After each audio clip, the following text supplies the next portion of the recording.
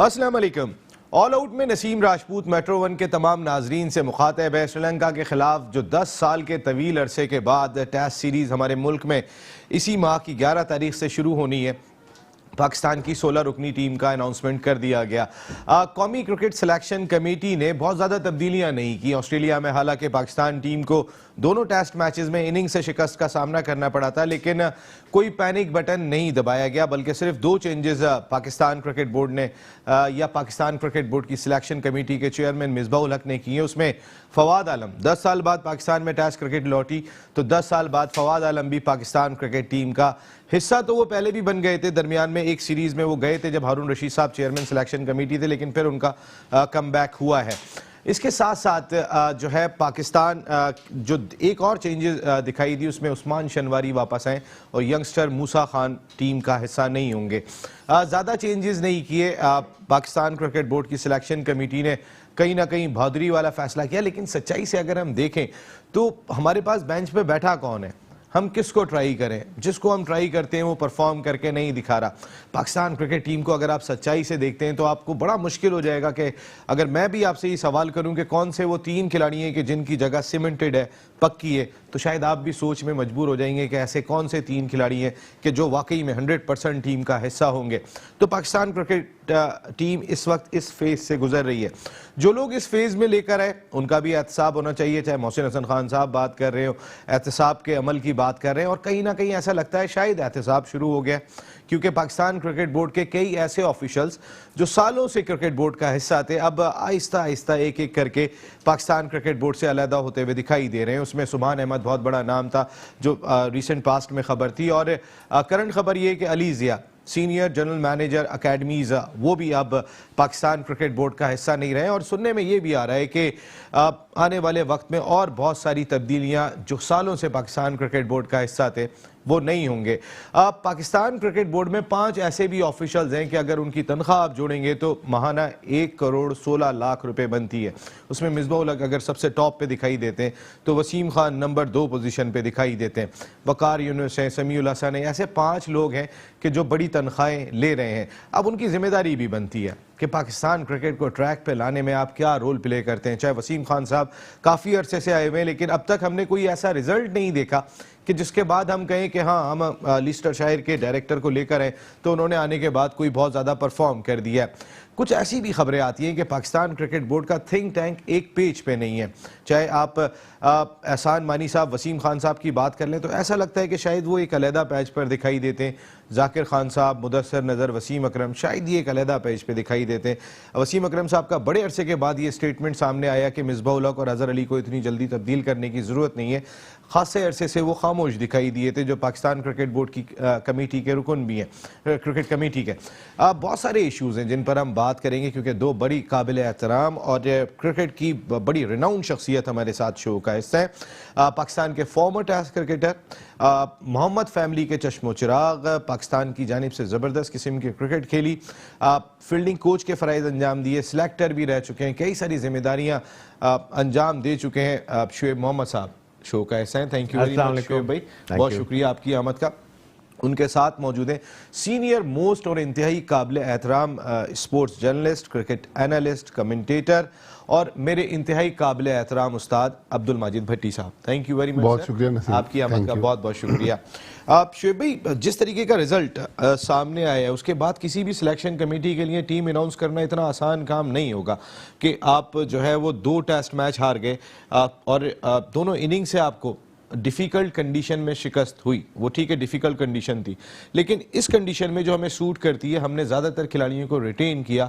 अच्छा फैसला है। बिल्कुल, हार जीत तो एक मैच का हिस्सा ज़रूर होती है, लेकिन पीछे अगर हार का ट्रैक रिकॉर्ड या नंबर ज़्यादा हो जाएं, जिस तरह श्रीलंका के अगेंस्ट भी पाकिस्तान हार के ही यहाँ से गया था, मोरल डाउन ही था, फिर वहाँ जाके भी T20 और फिर आखिर में टेस्ट मैचेस, वही विकेट जो उनके लिए 500 की साबित होती थी तो पाकिस्तान के लिए 150 की साबित होती रही। तो बात अब अगर आप यासिर की मुबारकबाद तो सेंचुरी की मैं ज़रूर देना चाहूँगा, लेकिन अगर उसके ऊपर आप खुश हो रहे हैं तो ऐसे मतलब फॉल्स इंप्रेशन के अंदर आप अपने आप को इन्वॉल्व करने वाली बात है। भाई आपकी बात इतनी सी जरूर काटूंगा काटे। कि हम तो खुश कब हो रहे हैं, हम खुश जब हो रहे हैं टीम इनिंग से हार रही है, खिलाड़ी सेंचुरी करता है तो वो मुक्का दिखाता है। हाँ। हम खुश जब हो रहे हैं, यानी हमारी क्रिकेट किस फेज में है कि टीम इनिंग से हार रही है जो यकीनी है, और वो अपनी पर्सनल परफॉर्मेंस को इतनी जबरदस्त अंदाज से सेलिब्रेट करता हुआ दिखाई दे रहा है।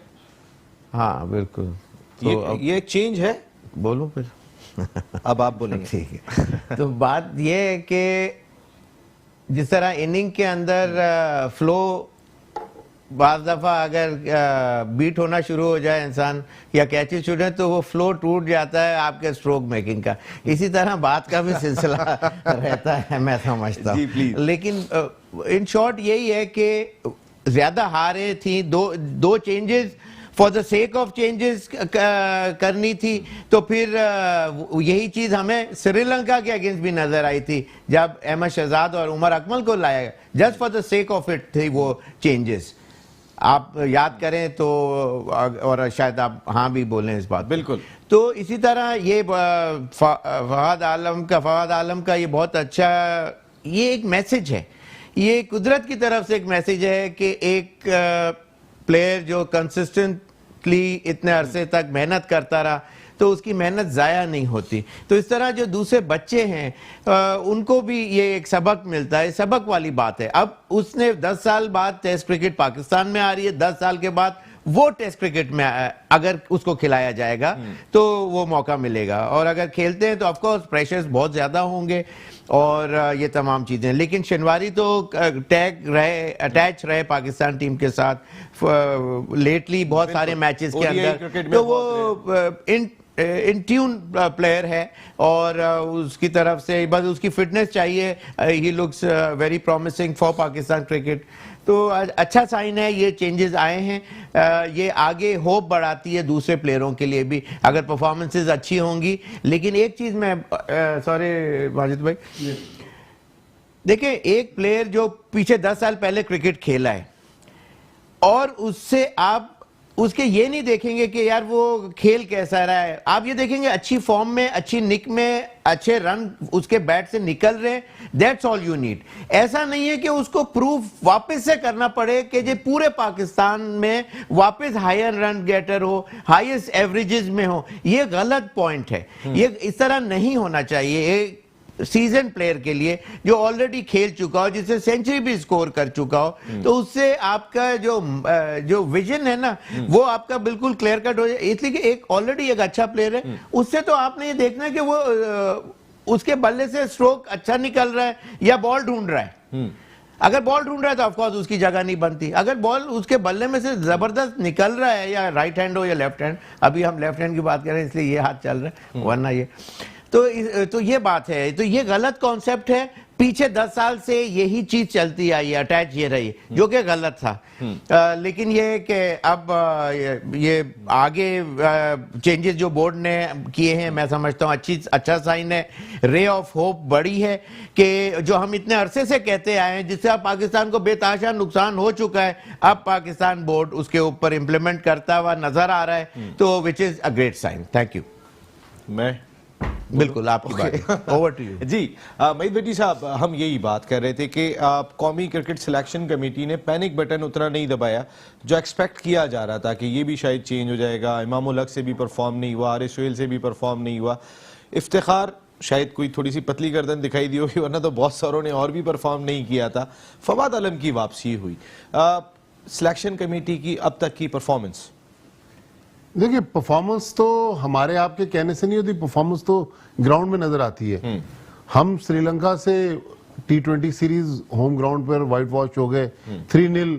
जब हम ऑस्ट्रेलिया गए, पहला T20 बारिश से हारते हारते पाकिस्तान बचा, 45 और no loss, Australia 107 run chase कर रहा था। फिर दोनों T20 हार गए। टेस्ट मैच जैसा शोएब भाई कह रहे थे, इन ऑस्ट्रेलिया में जो 5 मैच हुए, 3 T20 और 2 टेस्ट मैच, पाकिस्तान ने एक बार ऑस्ट्रेलिया को आउट किया एक टेस्ट मैच में, उसमें ऑस्ट्रेलिया 580 रन बना चुका था। तो हमारी बॉलिंग जो पास्ट में हमें जितवाती रही।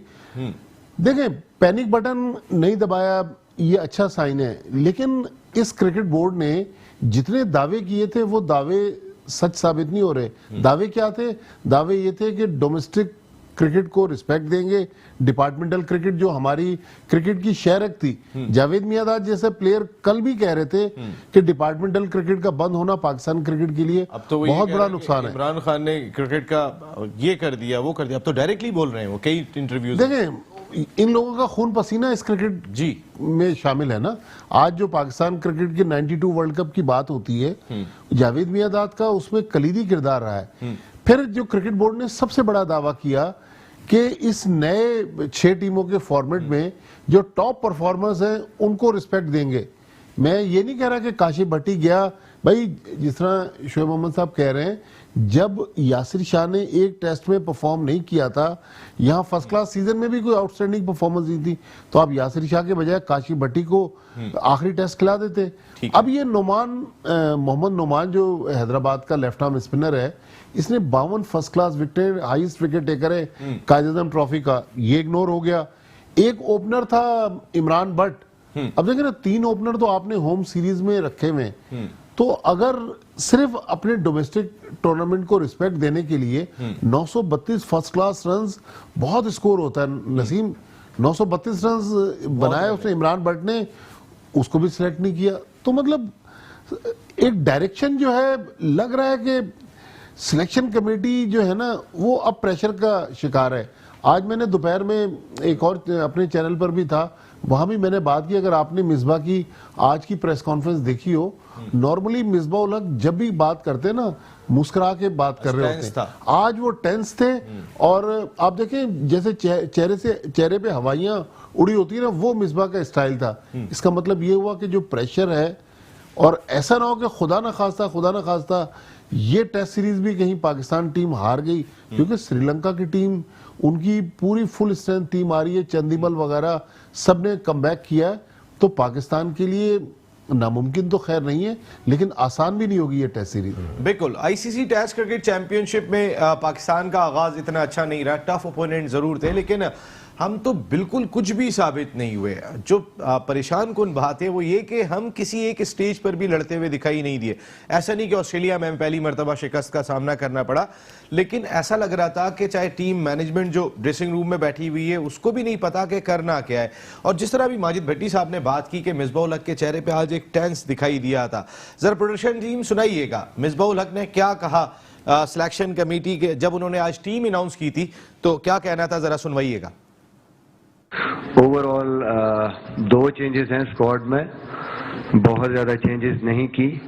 एक तो फवाद आलम टीम में आए हैं इफ्तिखार की जगह पे। आई थिंक उसके जो पास रिकॉर्ड है, परफॉर्मेंसेस हैं डोमेस्टिक क्रिकेट की, कोई 1 साल की परफॉर्मेंस नहीं है, वो 4-5 सालों की परफॉर्मेंसेस हैं उसकी, और अभी रिसेंटली बहुत अच्छी फॉर्म में है।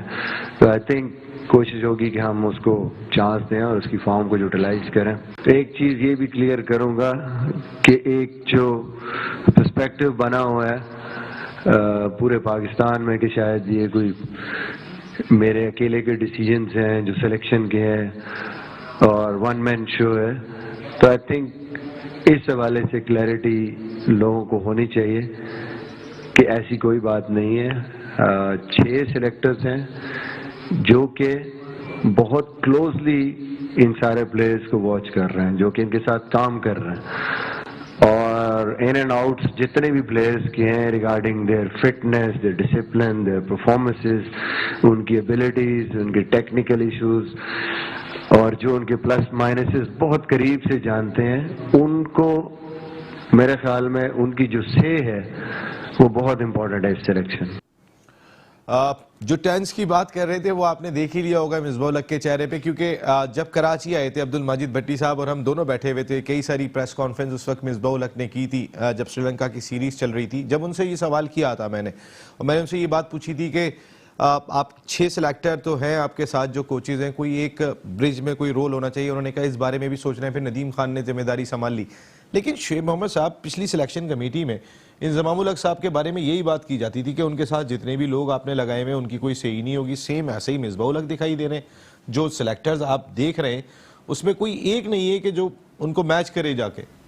बिल्कुल बात ऐसे ही है कि पिछली दफा भी इसी तरह का कुछ सिलसिला था, बल्कि इससे भी ज्यादा मैं समझता हूँ कि गलत चीज थी कि सिर्फ इंजमाम उसके साथ और भी तो उसी तरह big league players selection committee में आ सकते हैं। जब बिग लीग प्लेयर कोई आता है तो वो अपने ग्राउंड्स के ऊपर he can stand firm on his decision. अगर वो समझता है कि इसकी एबिलिटी ज्यादा है या कम है तो वो अपने डिसीजन, वो आप एक्सपेक्ट कर सकते हैं कि वो पिछली कमेटी या इन कमेटी के अंदर इसके अगेंस्ट कोई आके कोई वर्ड ऑफ माउथ आगे बढ़ाने की कोशिश करेगा, अपना इंप्रेशन जमाने की कोशिश करेगा।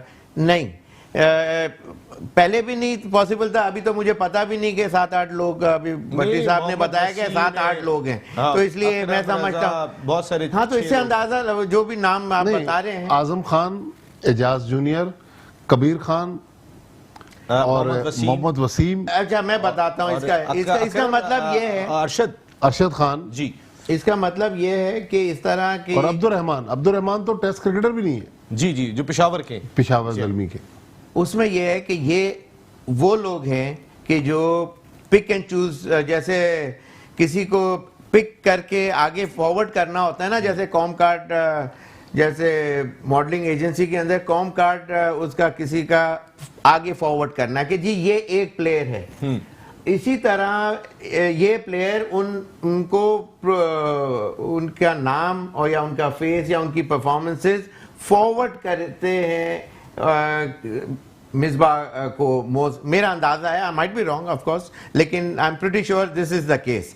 वो आके ऐसा नहीं हो सकता, दिखाने के लिए तो जरूर बैठते होंगे एक टेबल के ऊपर, लेकिन फाइनल से जो है वो वहीं से आती होगी, ये मेरा अंदाजा। देखिए नसीम, आज तो टीम अनाउंस हो गई ना, अगर टीम अनाउंस होने से पहले आप किसी फ्रूट वाले के पास चले जाते, किसी सब्जी वाले के पास चले जाते, सड़क पे चलते हुए किसी बंदे को रोक के पूछते कि किसको सिलेक्ट होना है, तो लोग कहते फवाद आलम। उस्मान खान शिनवारी का बिग बैश में कॉन्ट्रैक्ट हो चुका है। वो बिग बैश का कॉन्ट्रैक्ट भी शायद अगर 2 टेस्ट खेल गया तो आधा कॉन्ट्रैक्ट तो चला जाएगा। फिर उस्मान खान शिनवारी ने जो आखिरी वनडे इंटरनेशनल खेला था नेशनल स्टेडियम कराची में अगेंस्ट श्रीलंका, 5 आउट करके ड्रॉप हो गया था। तो कंसिस्टेंसी सिलेक्शन में नहीं है ना। उस्मान खान शिनवारी जो कहते थे कि लास्ट ईयर बिग बैश में 150 की गेंद भी करवाई, उसको तो हम ऑस्ट्रेलिया लेकर ही नहीं गए। तो हमारी पॉलिसीज इनकंसिस्टेंट है ना। ये 6 सेलेक्टर्स इसलिए रखे गए कि डोमेस्टिक के जो परफॉर्मर्स हैं उनके बारे में रिपोर्ट देंगे। साहब मैं इन 6 सिलेक्टर्स की भी बात करता हूँ। एक तो आपने टेंस वाली बात की, हमने मिसबा का वो चेहरा भी देखा था कि एक साफी ने सवाल किया था टुक टुक टुक टुक, उन्होंने कहा आप कोच को तपारे हुए नहीं, इतने अच्छे मूड में देखा। आज हमने उनको एक टेंस में देखा, मिसबा में एक फर्क देखा। लेकिन अगर 6 सिलेक्टर्स की मैं बात कर लेता हूँ तो वो सिलेक्टर्स एक परफॉर्मे के तहत परफॉर्मा भर के कि ये खिलाड़ियों की, फिर उसमें एक दरमियान में ब्रिज है नदीम खान जो मिसबा तक पहुंचाते हैं। मेरी एक कोच से बात हुई, मैंने कहा अब तक आपकी कितनी मीटिंग हुई चेयरमैन सिलेक्शन कमेटी के साथ? तो मैं पिछले हफ्ते की बात कर रहा हूं, उन्होंने कहा सिर्फ एक हुई है जो नेशनल T20 के दौरान हुई थी। उससे पहले जब श्रीलंका की टीम अनाउंस हुई थी उस वक्त उससे हमारी कोई मीटिंग नहीं हुई, वो मिसबा का अपना फैसला था।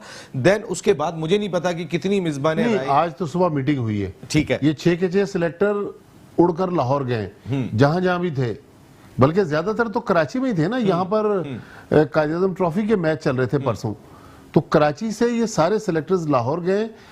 मैं अगर गलत नहीं कह रहा तो 5-1 लाख रुपए तो इन सिलेक्टर्स पर खर्च हो गए होंगे, अगर इनके जहाज के टिकट भी लगा लें, होटल का स्टे भी लगा लें, इनके डेली अलाउंसेस भी लगा लें। लेकिन उसके बदले हमें दे क्या रहे हैं फवाद आलम और उस्मान शिनवारी। तो मैं ये नहीं कह रहा कि पैनिक बटन दबा दें, तो अगर ये सिलेक्टर्स यही टीम सिलेक्ट करेंगे, नहीं बता सकते हैं ये तो। अगर इतनी चेंजेस थी, आपने उसी पे रिलाय करना था, तो इस बार ये काम, अगर पैसे बचाने, हम तो 5 लाख की बात कर रहे हैं, यहाँ पे 1,16,00,000 रुपए 5 आदमी क्रिकेट बोर्ड में ले रहे हैं। देखिए वीडियो लिंक पर जब उन्होंने क्या किया, वसीम खान जब वीडियो लिंक पर ऑस्ट्रेलिया से बैठ सकते हैं, हर सेंटर पे आजकल तो वो हाईटेक दौर है ना, और सबके पास स्मार्टफोन है, वीडियो लिंक बस ये भी तो बताना है कि तमाम सिलेक्टर आए थे। नहीं तो उसका नतीजा क्या निकला, अंदर कौन आया? हाँ, जो आप बात कर रहे हैं, देखे ना अभी भट्टी साहब ने जैसे बात की, इमरान भट्ट कहाँ है, नोमान कहाँ है, जो टॉप परफॉर्मर थे, एटलीस्ट उनकी रिपोर्ट किस अंदाज से पेश की गई? उन्होंने क्या परफॉर्म किया था। जैसे अगर 900 से ज्यादा रन कर रहा है, इट मींस कि उसने हर अपोनेंट के खिलाफ किए, हर पिच पे किए होंगे। अब ये किसी एक सेंटर पे नहीं हो सकते, या कोई अगर 50 आउट कर रहा है तो उसने हर जगह पे, हर किस्म के ट्रैक पे आउट करके दिखाए होंगे। एटलीस्ट आप उनकी भी तो जगह बनाने की कोशिश, हारिस की जगह। भाई कथा कलामी हो रही है कि एक और ओपनर है समी असलम, 5 फर्स्ट क्लास सेंचुरियां, उसके भी 800 रन है। समी असलम भी कंसीडर नहीं हुआ, हालांकि वो टेस्ट क्रिकेट खेला हुआ है। तो इमामुल हक की जगह तो हो सकता था। इमामुल हक अगर जिम्बाब्वे के खिलाफ ही रन करेंगे, या बांग्लादेश के खिलाफ ही रन करेंगे, या वेस्ट इंडीज के खिलाफ ही करेंगे, भाई बड़ी टीमों के खिलाफ आप उनके रन उठाएं कितने, और कंटिन्यूएशन उनकी बरकरार है। देखिए एक अच्छा साइन होता है कि अपनी होम कंट्री के अंदर एक प्लेयर को मौका देने के लिए, जो यहाँ बड़ा जो 900 जो प्लस रन किए हैं, वो सियालकोट वाला बच्चा एक है, लंबे से कद का ओपनर जो है इमरान भट्ट लाहौर का है। और अभी पिछले दिनों ये सेंचुरी भी उन्होंने की। मैंने उसकी क्लिप बनी है, कोकाबूरा गेंद संभली नहीं है बॉलरों से, बैट्समैनों ने। 29 फर्स्ट क्लास मैचों में तकरीबन 72 या 73 सेंचुरियां बन चुकी इस सीजन में। 29 मैचों में स्टेट बैंक ग्राउंड में 8 सेंचुरियां अहमद शहजाद, ईच इनिंग्स 100, एक फर्स्ट क्लास मैच में। तो भी शुएब भाई, जो बात हो रही है कि हमने फर्स्ट क्लास क्रिकेट को कॉम्पिटिटिव किया है, ये कैसी कॉम्पिटिशन है? ये बिल्कुल देखिए, इसके अंदर बहुत सी चीजें हैं। दूसरे प्लेयर्स जब ये कहते हैं कि यार मैं ये बताऊंगा तो बात बहुत दूर तक जाएगी, ये मुझे लफ्ज बहुत बुरा लगता है।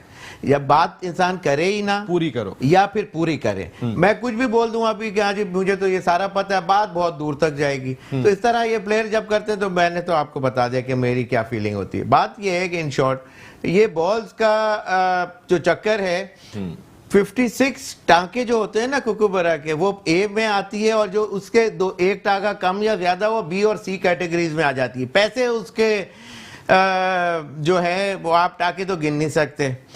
तो बड़ा इसके अंदर मैं समझता हूँ कि जो मैंने सुना है, ऑफ कोर्स ऐसा बात नहीं कि मैं अपनी तरफ से बोल रहा हूँ, वहीं के फ्रॉम द हॉर्सेस माउथ ही सुनी हुई ये चीजें।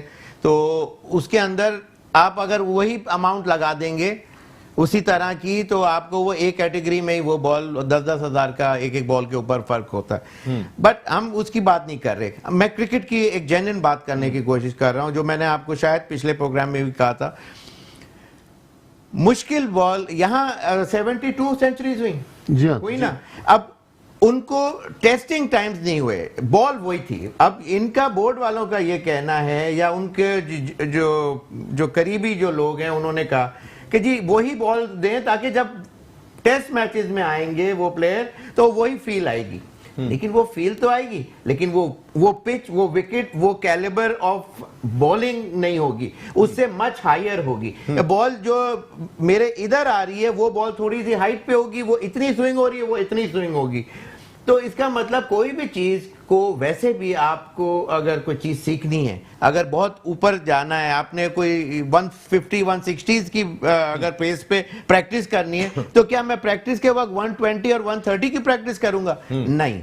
मैं क्या अगर कार रेसिंग के अंदर, फॉर्मूला 1 के अंदर मोन्जा में अगर कार रेसिंग की प्रैक्टिस करूंगा और मुझे 300 माइल्स पर आवर पे जाना है, तो मैं क्या 225 के ऊपर या 180 पर चलाने की प्रैक्टिस करूं? हमेशा जब ज्यादा मुश्किलात, कहने की बात यह है, जब ज्यादा मुश्किल में आप प्रैक्टिस करते हैं, आपको ज्यादा मुश्किलात में डालते हैं, अपने आप को टफन करते हैं, अपने आप को, सीजन ऐसे नहीं हो जाता। जब आप मुश्किलात में अपने आप को डालते हैं, फिर आप उस चीज के लिए, उस पोजीशन के लिए आप फर्मली, स्ट्रांगली वहां खड़े हो सकते हैं। आप 150 के ऊपर जब बॉलिंग होगी तो आपको पता है कि क्या फील है। जब आपने 150 प्लस पे ही प्रैक्टिस की हुई होगी, या 155 या 160 के करीब की होगी, बेशक 18 कदम से आप बॉलिंग करवा के देखें, आपको quick assessment, quick on your feet, आपको मूवमेंट करनी होगी असेस में। और आपको 150-60 के ऊपर आप तुरम खान नहीं बन सकते कि जी मैंने आया उसको यूं चौका छक्का मार दिया। आपको you got to just wait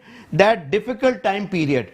वो 4 ओवर का एक दुनिया के फास्टेस्ट बॉलर का स्पेल होता है, वो आपने अगर उसको एलिमिनेट करा दिया, उससे आपने 10-12 बॉलें आपने खेली, 12 इन्होंने खेली, 24 बॉलों के 4 ओवर हुए, या 30 बॉलें उसने की, 5 ओवर के 30 बॉलों में 15 इन्होंने खेलनी, सिर्फ 15 मैंने फेस करनी, 15 में से 4 बाउंसरें होंगी, 2 इधर होंगी, एक आध टांग पे होगी, 4-5 बॉलों को मुझे फेस करना है। लेकिन अगर इस तरह सोचा जाए तो कितना आसान हो जाता कि मुझे दुनिया के फास्टेस्ट बॉलर की 5 से 7 डिलीवरीज को ब्लॉक करना है और साइकोलॉजिकल है, फिर मुझे अगले ओवर में चला जाना है। मुझे बहुत आसान हो जाएगी क्रिकेट मेरे लिए। दूसरा बॉलर इतना दुनिया का बेस्ट ऑफ बॉलर नहीं है। तो ये तो एक टेक्निकल बात की तरफ निकल गया, लेकिन बॉल की बात है। मुश्किल बॉल के ऊपर यहाँ कराते ताकि ये कि वही मुश्किलात उनको वहां कुकुबरा जो कि इजियर बॉल है, लेकिन वहां मुश्किल जब होती तो ये रेडी टू फेस होते, रेडी टू गो होते, उस वक्त घबराते नहीं, उस स्विंग को चीज को समझते। लेकिन यहाँ उन्होंने समझने के हल्की बॉल से रन तो करा दिए, कॉन्फिडेंस तो बढ़ा दिया, लेकिन ये कि मौका जब आएगा तो उसके they won't be ready for the tougher times. बिल्कुल, ऑस्ट्रेलिया में तो वो मौका काम नहीं है ना मजीद भट्टी ये साहब, मेरा अगर आप देखते- पॉइंट ऑफ व्यू है point कि of ये view बेहतर है। देखें ना, 1 अरब रुपया हम खर्च कर रहे हैं और पता चलता है कि पाकिस्तान क्रिकेट बोर्ड का 1 अरब रुपए में कोकाबुरा की प्रैक्टिस गेंद यूज हो जाती है मैच के अंदर। यानी इतनी लाइल्मी कि आपको ये नहीं पता कि आपने ओरिजिनल गेंद इस्तेमाल नहीं की, उसी फर्स्ट क्लास क्रिकेट में आप प्रैक्टिस बॉल यूज करते हैं। देन आपका मेडिकल डिपार्टमेंट, मैं मीडिया में ये चीज़ें देख रहा था कि 2016 में नसीम शाह जो है वो अंडर 16 से जो है वो बाहर हो जाते हैं कि आप ओवर एज हैं। अभी भी वो 17 साल के हैं, वो टेस्ट क्रिकेट ऑस्ट्रेलिया में खेल के आ गए, फिर वो अंडर 19 टीम में सिलेक्ट हो गए। कहने का मकसद है आपकी मीडिया की खबरें भी बाहर जाती हैं, ऐसा लगता है हम अपना मजाक खुद बना रहे हैं। कोई भी देखने के बाद ब्रिस्बेन टेस्ट के तीसरे या चौथे दिन जब नसीम शाह 4 ओवर करवाकर बाहर चले गए तो कमेंटेटर ने अजराए मजाक कहा कि मेरा ख्याल है ये होमवर्क करने गया होगा। देखिए ना, ऑस्ट्रेलियंस भी हमारा मजाक कर रहे हैं। अब नसीम शाह को कल हमने पाकिस्तान अंडर 19 टीम में डाला जो अंडर 19 वर्ल्ड कप खेलने जा रही है, और आज उसको हमने अपनी सीनियर टीम में डाल दिया। मैं नसीम शाह की सलाहियतों पे शक नहीं है, लेकिन इतने छोटे बच्चों को एकदम से हम जो एक्सपोज कर रहे हैं, मेरा ख्याल है शोएब भाई कि हम लोगों ने फरारी की बॉडी में 800 सीसी का इंजन लगा दिया और हम चाह रहे हैं कि फरारी की तरह भागे, वो पॉसिबल नहीं है। देखिए, यहाँ टैलेंट को परखने वाली आंख नहीं है। शोएब मोहम्मद की मैं आपको मिसाल बताऊं, लोग इनको मानते नहीं थे कि ये वनडे क्रिकेट खेलेंगे। वेस्ट इंडीज की टीम आई, गालिबन 88 का टूर था, पिंडी में एक मैच था, इमरान खान कप्तान थे, आज इमरान खान मुल्क के प्राइम मिनिस्टर हैं। इमरान खान ने इनको खिलाया वेस्ट इंडीज के खिलाफ, मुझे आज भी याद है इन्होंने शायद 50 रन बनाए, 53, 2-3 विकेटें ली और 1-2 कैच लिए, ये मैन ऑफ द मैच हो गए। पहला तो मैच अगेंस्ट वेस्ट इंडीज। देखें तो मतलब वो आपको आंख चाहिए परखने वाली। भाई फील्डिंग कोच इनसे बेहतर नहीं हो सकता। अगर सच्चाई से आप देखें, उस दौर के अंदर जो इनकी फील्डिंग स्किल्स थे कमाल थे, दिफा इन जैसा किसी का नहीं था। आज आपको दिफा दिखाई नहीं दे रहा। जावेद मियादाद सिंगल्स के माहिर थे, आज आपको क्रिकेट बनानी पड़ रही है। अगर नसीम शाह हमें दिखाई दे रहे हैं, हमें यहाँ पर हसनैन दिखाई दे रहे हैं, हमें यहाँ पे मूसा दिखाई दे रहे हैं, वकार यूनुस का कितना बड़ा रोल बढ़ गया है। देखिए, रोल तो बिल्कुल बढ़ गया है। जब आप 18 लाख रुपए 18,000 डॉलर पर मंथ ले रहे हैं, तो डिलीवर क्या कर रहे हैं? 158 रुपए का डॉलर है। मैं वकार यूनुस जाहिर है one of the greatest fast bowler, उनकी सलाहियतों पे शक नहीं, असल तो डिलीवर करने का टाइम है। ये नहीं कि ओवरनाइट को डिलीवर कर देगा। अब नसीम शाह ने कायद-ए-आज़म ट्रॉफी के एक मैच में 9 विकेटें ली थी अगेंस्ट सिंध, सेंट्रल पंजाब से खेल रहे थे, जिसमें सेंट्रल पंजाब के कप्तान अहमद शहजाद पर बॉल टेम्परिंग पर फाइन हुआ जी। तो मतलब पकड़ाई नहीं, अब हमारे इस सिस्टम में भी अब फाइन बट जब इस सिस्टम की खत्म करने में, ये यही सवाल शुएब भाई के पास लेके जा रहा हूँ, जरा एक इनसाइट तो दें हमें। आप सुभान नहीं रहे, अली जिया नहीं रहे, अब और भी आवाज़ें आ रही हैं, शायद हारून रशीद साहब, जो और भी कुछ आवाज़ें आ रही हैं। और जो मैंने एक बात कही थी शुरू में कि कहीं ना कहीं पाकिस्तान क्रिकेट बोर्ड में मुदस्सिर नज़र, जाकिर खान एक पेज पे नहीं है, एहसान मानी और ये एक पेज पे नहीं है, इसमें क्या है और कितने लोग जा रहे हैं? देखें, रातों रात तो नहीं जाएंगे, लेकिन मेरा ख्याल है, अगर मैं गलत नहीं कह रहा, तो अब डोमेस्टिक क्रिकेट से हारून रशीद और साकिब इरफान का भी नाम सुनने में आ रहा है, CFO। लेकिन देखें, आम आदमी को, जो आम आदमी इस वक्त टीवी देख रहा है ना, उनके लिए कोई मसला नहीं है कि अली जिया आ रहा है, मुदस्सिर नजर जा रहा है। उनका मसला है कि पाकिस्तान टीम जीत रही है या नहीं जीत रही। तो वो लोग जिनका फोकस मैनेजमेंट पे है, टीम पर तवज्जो नहीं है, टीम हार रही है, ऐसा ना हो कि मजीद लोगों को हटाने के चक्कर में कि खुद ही ना फारिग हो जाए। आपको 35 साल हो गए होंगे, तकरीबन 32 साल। इतना मुश्किल फेज देखा है पाकिस्तान क्रिकेट का कि 3 लड़कों का नहीं पता हो कि ये परमानेंट है या नहीं है? देखिए, पाकिस्तान क्रिकेट में बुरा टाइम भी आया है, लेकिन ये आज का दौर जो है ना, ये मीडिया का दौर है। इसमें टेलीविजन है, अखबारात हैं, सोशल मीडिया है। सोशल मीडिया पे दुनिया पता नहीं क्या क्या लिख रही है और क्या क्या वीडियोस डाल रही है। लिहाजा इसमें अकाउंटेबिलिटी आपको पब्लिक जो है ना, पब्लिक आपका एहतसाब फौरन करती है। प्राइम मिनिस्टर तो जब करेंगे सब करेंगे, लेकिन पब्लिक जितना रिएक्ट कर रही है, अगर गवर्नमेंट ऑफ पाकिस्तान की तरफ से इमरान खान साहब की तरफ से रिएक्शन आ गया तो फिर इन लोगों को सीटें बचाना मुल्क साहब की जानिब से तो आ गया रिएक्शन, और बड़ा स्ट्रॉन्ग आया था कि ये team chairman selection committee, head coach बदलो, आगे फ्यूचर भी बेहतर नहीं दिखा दे रहा और नई मुल्क बहुत करीबी दिखाई देते हैं।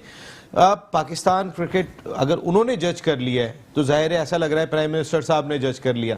हमारी क्रिकेट किस फेज में है शुएब मोहम्मद साहब? मैं जानता हूँ 3 खिलाड़ी बता दें जो परमानेंट हो इस टीम में। नहीं, वैसे देखा जाए तो कोई परमानेंट इसलिए नहीं है कि उनका जो track record, previous track record है या रीसेंट ट्रैक रिकॉर्ड है, वो इतना ज़्यादा ग्रेट शेक्स नहीं पैदा कर रहा है कि उनकी ऑटोमेटिक इंडक्शन पाकिस्तान टीम के अंदर कर दी जाए।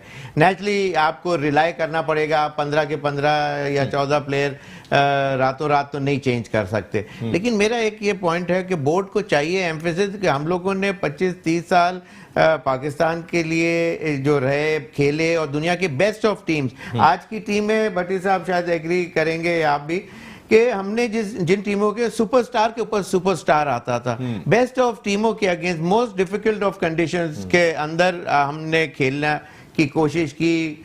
काफी दफा सक्सेस भी मिला, बहुत सी दफा नहीं भी मिला, लेकिन ये कि आप सीखते हैं। बात यह कि अगर हम लोग कोई चीज बात करते हैं तो just for the sake of saying बात नहीं कर रहे होते हैं, उसके ऊपर एक पीछे एक्सपीरियंस लगा होता है। बहुत सी चीजें जैसे वकार यूनुस को हेड कोच नहीं बनाने के लिए रीजंस बताए थे, तो वो इस तरह बोर्ड के अंदर जो गलत जो चीजें हो रही हैं, ज्यादातर जो पाकिस्तान में जो कोचेज हैं करेक्टिव मेजर्स नहीं ले सकते, वो खुद फेलियर्स हैं, वो ही सारे कोचेज लगा के आपने रखे हुए हैं। एक 2-2 मैच, आप एक टेस्ट मैच खेलने का मतलब ये थोड़ी है कि आप सक्सेस स्टोरी हो गए। आपको टेस्ट के लिए डाला कि टेस्ट है आपका, उसमें फेल हुए तो आप बाहर आ गए यूं करके। तो ये चीजें भी तो सोचिए, एक्सपीरियंस से आता है।